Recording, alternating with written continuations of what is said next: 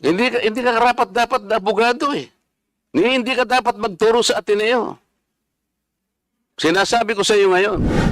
Basta po tungkol po talaga yung naging topic ko po kayo tungkol dun sa rally ng Ano ANC. nga yung sinabi ko sa rally na nanilang ako ng Pilipino? Wala ka man lang maisip? Ito yung uri mo na hindi kailangan talagang nagbablog eh.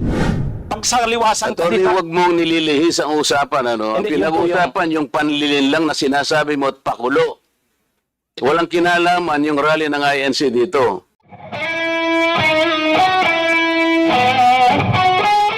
Attorney, abogado ka pala na nagtuturo sa Ateneo. At sinasabi mo, ang diferensya ng private sa public figure, pagka public figure ay hindi basta-basta. Kahit nabirahin mo, parang may lisensya ka na, parang gano'n sinasabi mo. Pero pag private, talagang kinakailangan may malis ka agad yun. Siguradong. Kaya lang nung ikaw ay nag-vlog, ito yung title ng vlog mo sa akin eh. Huwag maniniwala sa pakulo at panliling lang ni Marcoleta. Ano ang panliling lang ko, attorney? Public figure ako, pero kailangan malaman ko, sapagkat dito lang may malis ka na eh. Una, hindi mo ako kilala, ikaw hindi rin kita kilala. Pero dito lang sa title na title pa lang, huwag maniniwala sa pakulo at panlilin lang ni Marcoleta. Attorney, kahit kailan wala akong nilinlang na mamamayan ng Pilipinas. Wala kang karapatan na akusahan mo ako ng ganito. Kung ang pinag-uusapan ay gusto mo lang ma-informahan ang mga nagpa-follow sa iyo kung sino-sinong maraming nagpa-follow. Pwede mo ba sagutin ito muna? Ano yung panlilin lang na sinasabi mo rito? marami na po kasi akong naging hindi ko ano yung particular na Ito pakikita ko sa iyo, ayan hindi ko po alam kung anong particular doon na Attorney, gumawa ka ng vlog. yes po, ako po Responsibilidad mo sa public ito, lalong-lalo na yung naniniwala sa iyo. Hindi ako maniwala kung paano mo silang napaniwala. Pero itong sinabi mong ito, may pakulo ako at panlilin lang. Ito yung sagutin mo. Hindi ako naniniwalang hindi mo naalala ito. Mr. Chair? Mr. Chair? Actually po, dun yata yan sa rally ng Iglesia ni Cristo na naging subject din ako po ng programa ninyo sa yung dalawang pong kasama Honorable Congressman Marcoleta. Ako po yung naging subject nyo doon ni Saganang Mamamayan. Kasi ako yung nag-comment na sabi ko, dapat yung Iglesia ni Cristo kung talagang malaki yung mobilization nila, doon nila gawin sa Luneta, huwag sa Liwasan. Yun yung kasi, pag sa Liwasan... Attorney, huwag mong nililihis ang usapan. Ang pinag-usapan yung panlilin lang na sinasabi mo at pakulo. Walang kinalaman yung rally ng INC dito. Doon ko po kita, Honorable Congressman Marcoleta. Anong panlilin lang ang ginawa ko doon sa rally? Yung po yatang speech nyo doon Hindi sa pa yata, kailangan siguruhin mo. Nagsalita ko doon, anong parte ng speech ko ang nilinlang ko ang mamamayang Pilipino? Honorable Congressman Marcoleta, yung reaction ko po yata yung speech nyo po doon sa Ano stage. nga, kung alam mo yung speech ko, ano yung panlilin lang doon? Tingnan ko po dito sa kung ano yung... Ang dami ko na po kasing naging content tungkol po. Hindi ganun. Ako kapag sinabi ko, alam ko ang pinagbabasihan ko. Kahit matagal na yon, maaalala ko. Pag nilinlang ako ng isang tao, alam ko. Problema sa inyo, hindi ko nilalahat ang vloggers, Ako, hindi ko minamasama yung vlogs. Yan ay part ng ating free speech. Expression. At yan ay ginagaranti ng ating saligang batas. Totoo naman na kapag ka-public figures, hindi dapat balat sibuyas.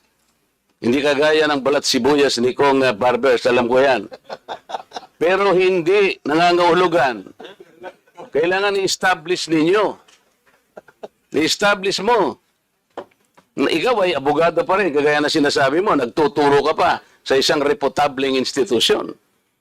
At pagkatapos, tinatanong ko lang ngayon, ikaw ang nagbablog, Basta po tungkol po talaga yung naging topic ko po kayo tungkol dun sa rally ng Ano ANC. nga yung sinabi ko sa rally na nanilang ako ng Pilipino? Wala ka man lang maisip? Ito yung uri mo na hindi kailangan talagang nagbablog eh. Nami-mislead mo yung mga tao, nililin lang mo yung mga tao. Ang dahilan ay hindi mo man lang masabi kung ano yung aking mga panlilinlang na sinasabi mo rito. Pakulo at panlilinlang. Hindi ganyan yung mga vloggers na kilala ko. Yung mga vloggers umaatake rin sa akin, pero hindi ako balat sibuyas. Sapagkat may basihan ang kanilang sinasabi. Yung pinag-uusapan siguro namin dito. Gusto lang niyang tingnan siguro kung ano yung mga seeds ng mga aming pinag-uusapan dito. Hindi ako balat sibuyas, pero ito, wala akong makitang panlilinlang na ginawa ko sa ating mamamayan. Ikaw, ang lakas ng loob mo na mag-vlog. Abogado ka pa naman. O ano? Gusto, panoorin ko po mamaya itong ano, kung ano Ayun ang hirap sa atin, Mr. Chair eh. ano po kasi, Isip-isipin mo, bigla ka na lang gagawa ng isang vlog na ngayon ay tatanungin kita ng diretso, wala ka man lang masabi, kahit isang panlilin lang. At ang inaakala mo, baka sakaling doon sa rally. maraming, Ibig mo sabihin, naharap ako sa rallying pagkalaki-laki para manlilang lang ako ng mamamayang Pilipino? Hindi ka karapat dapat na abogado eh. Hindi ka dapat magturo sa Ateneo. Sinasabi ko sa iyo ngayon. Ako hindi ko inaukusahan ng mga vloggers. Kahit masasakit ang sinasabi nila, ngunit merong basihan. Meron silang pinagmumulan na basihan. Kamukha nung isang vlogger, Mr. Chair. Nakita niya yung isang tarpaulin, isang billboard na-install doon sa SLEX. Isang female vlogger, Mr. Chair, na napanood ko. Itong si Marcoleta kanya, walang kahihiyan ito ha. Tanga pala eh. At kinahihiya na rin siya ng mga kapatid niya sa Iglesia ni Cristo. Sapagkat, akalain mong gagawa siya ng billboard, isasama niya kanya si Pastor Kibuloy. Hindi ba niya alam na si Pastor Kibuloy ay ganyan. So, kinakailangan, Mr. Chair, na sagutin ko. Ang pagkakasabi ko lang po na sagutin ko, miss ka ako, hindi kita kilala, pero medyo nasaktan lang ako, pero nandun na lang, pagpapasensya na kita, sapagat ako ay public figure. Kung ako lang ka ako ang ginanito mo, okay lang eh. Kaya lang kita sasagutin sapagkat yung mga nakikinig sa'yo, baka malin lang mo. Baka sila'y mailigaw mo sa paniwala na ako nga ang gumawa ng billboard na yan. So ipinaliwanag ko, Mr. Chair, hindi ako ang gumawa ng billboard na yan. Nakita ko na lamang po na biglang kasama po ako ron. At hindi naman po ipinaalam sa akin nung gumawa. Siguro po dahil si Pastor Kibuloy po ay tumatakbo ring isang senador, inakala niya sigurong magiging maganda rin para sa kanya kung kami po ay magkasama. Eh ako naman po ay wala namang magagawa tungkol doon. Pero hindi ko na po, wala na po akong reaksyon sapagkat public figure nga po ako eh. Lahat kami ay tatamaan. Ito nga po yung napakagandang pagkakasalita po sa Korte Suprema eh. Mr. Chair, basahin ko lang, maliit lang po ito. The interest of society, ito po yung United States versus Bustos.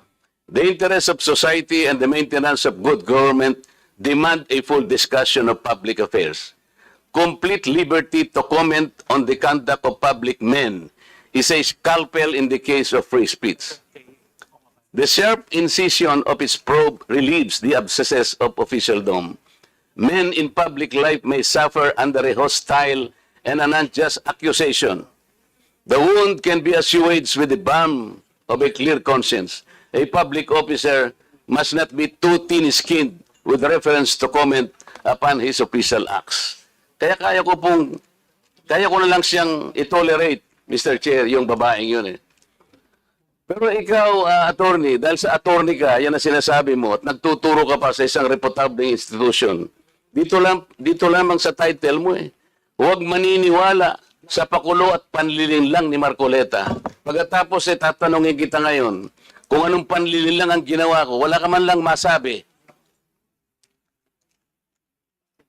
Kaya naman kitang idemanda pero hindi na kita pagtitsagaan eh. Kung ikaw lang. Gusto ko lang malaman ng mga tao na walang basihan tong ginagawa mo. Para sa akin, sapat na. Nakabayaran sa'yo. O total, hindi na siya makakibo, Mr. Chair. Tatigilan ko na siya. And with that, Congressman Marcoleta, that will serve as your time as interpellator. Ang haba ng interpellation mo. But I will not deduct that sa ano mo, sa time mo, Congressman Marcoleta. Okay. Attorney Ricky, you still want to pursue your ano, or that will be it? So yun lang po. Siguro we give you time also to ano, to answer back on, baka panoodin mo muna yung mga vlog mo.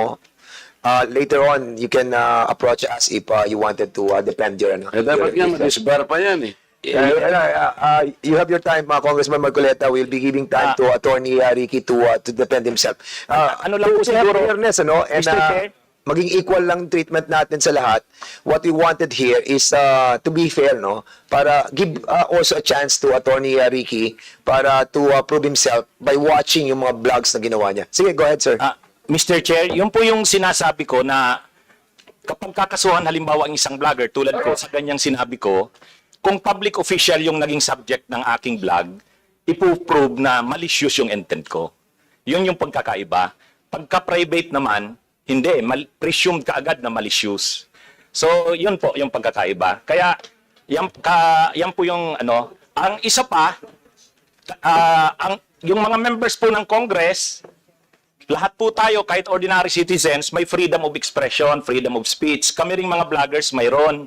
Ang pagkakaiba lang po natin, kayo pag nasa Congress, hindi kayo pwedeng kasuhan kasi may privilege kayo, anumang sabihin nyo. Pero kami, kahit vloggers kami, pwede kaming kasuhan. Yun nga lang, ang pagkakaiba, ang magiging defense talaga namin, freedom of expression. Kaya nga, kapag kinasuhan kami ng private individuals, ipuprove nung malicious kaagad ang presumption. Pero sa public figures, ipuprove na may actual na malis kami sa sinabi namin. Yun lang po. Hanapin ko po mamaya yung ano kasi ang dami ko na contents na na-create kay Congressman Marcoleta. So talagang hindi ko na po masagot. Pero sorry po kung ano, kung Yes, hindi ko we masagot understand agad. your situation, Okay Attorney. po. Kaya nga, I have given you a chance para Thank you po. ma-review naman po yung mga vlogs nyo. And it goes to everybody as well, especially to those na who have not attended this hearing. Fair po yung ating gagawin na pagdinig dito. Pakikinggan po namin kayo at titingnan po natin, babalansin po natin. Katulad po niyan, may mga ganyan sitwasyon na personal yung naging approach po ni Congressman Marcoleta against him dahil nga napanood niya. And we wanted that to be clarified. But of course, we have to give chance to everybody to speak at ipaliwanag kung bakit. So basically, yun po ang gusto natin mangyari. It might help us in the amendment that we wanted to file dito po sa 10175.